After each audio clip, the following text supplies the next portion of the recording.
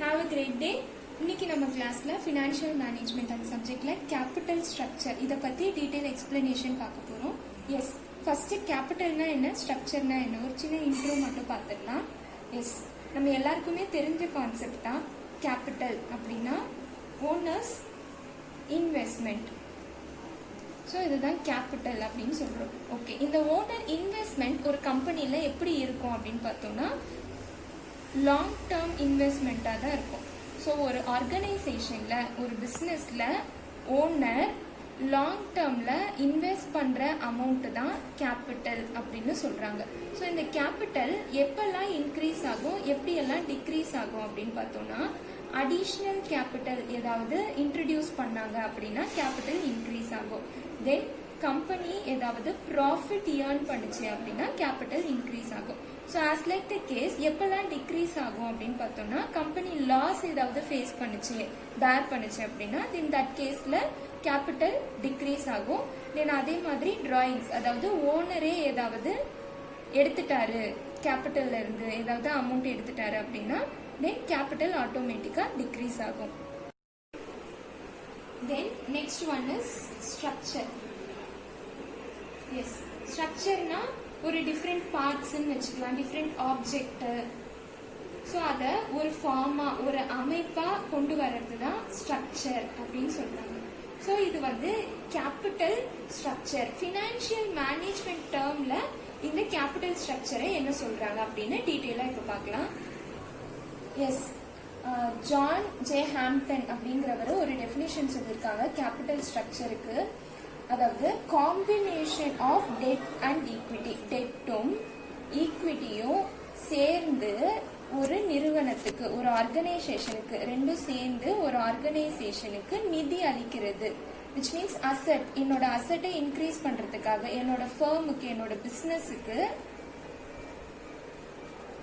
தேவைப்படுற மணி கொடுக்கறது, அதுதான் கேபிட்டல் ஸ்ட்ரக்சர். அதாவது காம்பினேஷன் ஆஃப் போத் டெட், அதாவது கடன் மற்றும் ஓனரோட ஃபண்ட் ரெண்டுமே சேர்ந்து ஒரு பிசினஸுக்கு நிதி அளிக்கிறது, அதுதான் வந்து கேபிட்டல் ஸ்ட்ரக்சர் அப்படின்ற மாதிரி ஜான் ஜே ஹாம்டன் சொல்லியிருக்காங்க. இது இன்னும் பெட்டர் அண்டர்ஸ்டாண்டிங்க்கு ஒரு எக்ஸாம்பிள் நம்ம இப்ப பார்க்கலாம். எஸ், இப்போ ஒரு எக்ஸாம்பிள், மைசெல்ஃப் நிர்மலா. இப்ப நான் வந்து ஒரு பிசினஸ் ஸ்டார்ட் பண்ணணும் அப்படின்னு பிளான் பண்றேன். ஓகே, ஸோ பிசினஸ் ஸ்டார்ட் பண்றதுக்கு என்னோட பிளான்ல 20 lakhs தேவைப்படுது அப்படின்னு ஒரு அசம்ஷன் வச்சிருக்கேன். பட் என்கிட்ட எவ்வளவு மணி இருக்கு அனலைஸ் பண்ணி பார்த்தேன்னா என்கிட்ட வெறும் 10 lakhs மட்டும்தான் இருக்கு. I need 1 more 10 lakhs. So என்ன பண்றது அப்படின்னு நான் என்னோட ஃப்ரெண்டை போய் சஜஷன் கேட்டேன். ஸோ என்னோட ஃப்ரெண்ட் எனக்கு என்ன ஆப்ஷன் கொடுத்தாங்கன்னா go for bank and ask loan அப்படின்னு சொன்னாங்க. ஸோ நான் பேங்க்ல போயிட்டு என்னோட ப்ராஜெக்டை எக்ஸ்பிளைன் பண்ணேன்.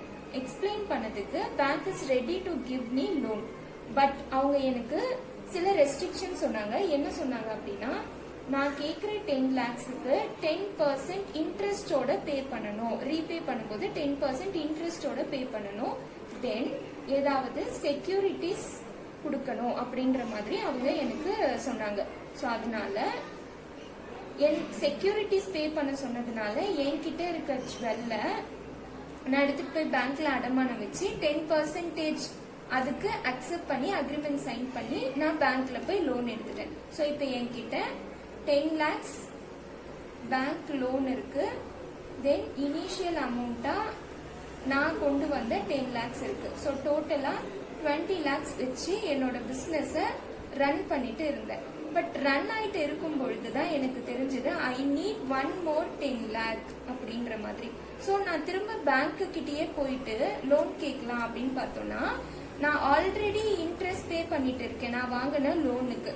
ஸோ நான் திரும்ப போய் பேங்க்ல லோன் கேட்டேன் அப்படின்னா அகெயின் என்னோட இன்ட்ரெஸ்ட் ரேட் அதிகமாகும். மேபி ஃபியூச்சர்ல என்னோட பிசினஸ் ப்ராஃபிட்டாவும் இருக்கலாம், லாஸாவும் இருக்கலாம். சப்போஸ் லாஸா இருந்ததுன்னா இருக்கிற இன்ட்ரெஸ்ட் பேர் பண்ண முடியாது என்னால. ஸோ என்னோட கம்பெனில ஆல்ரெடி லாஸ்ல போயிட்டு இருக்கும் போது இன்னும் எக்ஸஸ் இன்ட்ரெஸ்ட் என்னால எடுக்க முடியாது. ஸோ பேங்க் அப்படின்ற ஆப்ஷன் இப்ப என்னால யோசிக்க முடியல. So again I go for my friend and ask திரும்ப என்ன சோர்ஸ் யூஸ் பண்ணி என்னோட கேபிட்டலை இன்க்ரீஸ் பண்ணலாம் அப்படின்னு கேட்டப்ப she just suggest me to go for people. Okay, people கிட்ட போயிட்டு என்னோட மணியை நான் ரைஸ் பண்ணலாம் அப்படின்னு யோசிச்சப்ப ஷேர். ஸோ நான் ஜென்ரல் பப்ளிக் கிட்ட போய் ஐ நீட் 10 lakh rupees என்னோட ப்ராஜெக்டை டெவலப் பண்றதுக்காக. பிசினஸ்ல ப்ராஃபிட் வந்ததுன்னா ஈக்குவலா ஷேர் பண்ணிக்கலாம், வேற லாஸ் வந்தாலும் அதையே ஈக்குவலா பேர் பண்ணிக்கலாம் அப்படின்ற மாதிரி நான் ஜெனரல் பப்ளிக் கிட்ட போய் கேட்டு தே செட் ஓகே. அதனால அவங்க அகைன் எனக்கு 10 lakhs கொடுக்கலாம் அப்படின்ற மாதிரி பப்ளிக்கும் சேர்ந்து எனக்கு 10 lakhs கொடுத்தாங்க.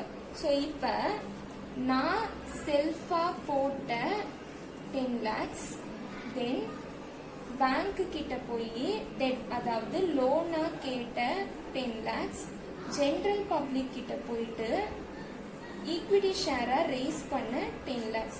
ஸோ மொத்தம் சேர்த்து 30 lakhs என்னோட பிசினஸோட கேபிட்டலை நான் ரைஸ் பண்ணிருக்கேன்.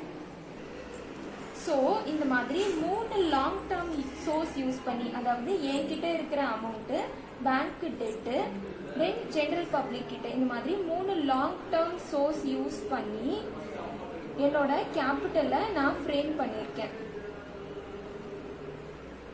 இங்க நோட் பண்ண வேண்டிய ஒன் மோர் திங் என்னன்னு பார்த்தோம்னா, கேபிட்டல் வந்து லாங் டேர்ம்னு சொல்லியிருக்கேன். இந்த மாதிரி லாங் டேர்ம் சோர்ஸை வச்சு கேபிட்டல் ஃப்ரேம் பண்றது capital structure.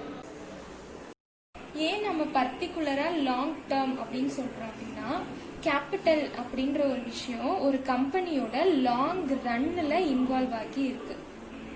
So life time ஃபுல்லா இந்த கேபிட்டல் வச்சு தான் நம்ம ரன் பண்ண போறோம். ஸோ அதனால லாங் ரன்ல கேபிட்டல் இன்வால்வ் ஆகி இருக்கிறதுனால இதுக்கு கேபிட்டலுக்கு பர்டிகுலரா என்ன சோர்ஸ் ஆஃப் ஃபினான்ஸ் தேவைப்படும் பார்த்தோம்னா long term source of finance. So அதனால தான் செல்ஃப் என்னோட நான் போடுற பணம் பிசினஸோட லைஃப் டைம் ஃபுல்லா யூஸ் ஆகும். அதே மாதிரி பேங்க் டெட் இன்னைக்கு வாங்கி நாளைக்கு பே பண்ண போறது கிடையாது. அட்லீஸ்ட் 1 year கழிச்சு 2 year கழிச்சு. ஸோ அதனால லாங் பீரியட்ல இதை வச்சு நான் பே பண்றதுனால ஸோ பேங்க் டெட் அதுவும் ஒரு லாங் டேர்ம் சோர்ஸ். தென் பப்ளிக் கிட்ட இருந்து ஷேரா ரைஸ் பண்ணது, ஈக்விட்டி ஷேரா இருக்கட்டும், ப்ரிஃபரன்ஸ் ஷேரா இருக்கட்டும், எதுனாலும் நான் உடனே ரீபேயபிள் கிடையாது. லைஃப் ரன் பிசினஸோட லைஃப் ரன் அது முடியும் பொழுதுதான் இதெல்லாம் நான் ரீபே பண்ணுவேன். ஸோ அதனால லாங் ரன்ல லாங் டேர்ம்ல ரைஸ் பண்ண ஃபினான்ஸ் அதுதான் கேபிட்டல் ஸ்ட்ரக்சருக்கு யூஸ் ஆகும். ஸோ நம்ம ஆல்ரெடி லாங் டேர்ம் ஃபினான்ஸ் பத்தி டீட்டெயிலா பார்த்திருக்கோம். ஸோ இதுக்கான லிங்க் வந்து டிஸ்கிரிப்ஷன் பாக்ஸ்ல இருக்கு. For more details you just go and search. Okay, imagine ஒரு கம்பெனில எப்படி எல்லாம் கேபிட்டல் ரைஸ் பண்ணலாம். ஈக்விட்டி ஷேர் மூலியமா ரைஸ் பண்ணுவோம். தென் ஈக்விட்டி ஷேரும் இருக்கும், ப்ரிஃபரன்ஸ் ஷேரும் இருக்கும். Combination of both equity and preference share. Then equity share இருக்கும், டிபெஞ்சர் ஏதாவது இஷ்யூ பண்ணியிருக்கலாம். So combination of equity and debentures. Then equity ஷேரும் இருக்கும், ப்ரிஃபரன்ஸ் ஷேரும் இருக்கும், டிபெஞ்சர் இஷ்யூ பண்ணியிருக்கோம். ஸோ இது மூணுமே இஷ்யூ பண்ணி கூட கேபிட்டலை ரைஸ் பண்ணியிருப்போம். ஸோ இந்த மாதிரி எப்படியெல்லாம் கேபிட்டலை ரைஸ் பண்ணுறோம், என்னெல்லாம் இஷ்யூ பண்ணி கேபிட்டலை ரைஸ் பண்ணுறோம். ஸோ இந்த டேர்ம் இதுக்கு பேர் என்ன அப்படின்னு பார்த்தோம்னா பேட்டர்ன்ஸ் ஆஃப் கேபிட்டல் ஸ்ட்ரக்சர் அப்படின்னு சொல்கிறாங்க. எஸ், இப்போ நம்ம பார்க்க போகிற கான்செப்ட் என்ன அப்படின்னா optimal capital structure. Yes, optimal capital structure இதுவும் ஒரு important concept. Actually it's nothing but right mix of debt and equity. Okay, so capital ஸ்ட்ரக்சரை ஃப்ரேம் பண்ணும்பொழுது முக்கியமாக யோசிக்க வேண்டிய விஷயம் என்ன அப்படின்னா debt and equity. So right mix கரெக்டாக இருந்தது, டெட்டும் ஈக்விட்டியோட ப்ரொபோர்ஷன் கரெக்டாக இருக்குது அப்படின்னா then that is termed as optimal capital structure. Okay, இப்போ ஒரு கம்பெனியோட டெட் அதிகமாக இருந்தது அப்படின்னா டெஃபினட்டாக கம்பெனியோட வேல்யூ அதிகமாக இருக்கும். பட் ஒரு சர்டன் பாயிண்ட் வரைக்கும் தான் கம்பெனியோட வேல்யூ அதிகமா இருக்கும். அதுக்கு மேல போயிடுச்சு, டெட் அதிகமாயிட்டே இருந்தது அப்படின்னா இன்ட்ரெஸ்டும் மோர் ஆயிட்டே இருக்கும்,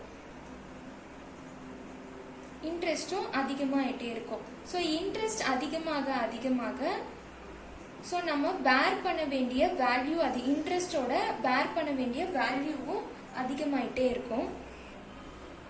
ஸோ சர்டின் லெவல் வரைக்கும் தான் நம்மளால கடன் வாங்கி கடனை ரீபே பண்ண முடியும். கடன் அதிகமாயிட்டே இருந்தது அப்படின்னா நம்மளால அதை ரீபே பண்ண முடியாது. ஸோ அதனால டெட்டு ஒரு அளவு தான் நம்மளால இன்க்ரீஸ் பண்ண முடியும். ஸோ டெட் அதிகமாயிட்டே இருந்தது, அதை ரீபே பண்ண முடியல, அந்த மாதிரி சூழ்நிலை வந்துருச்சு அப்படின்னா கம்பெனியோட ரெப்யூட்டேஷன் அண்ட் குட்வில்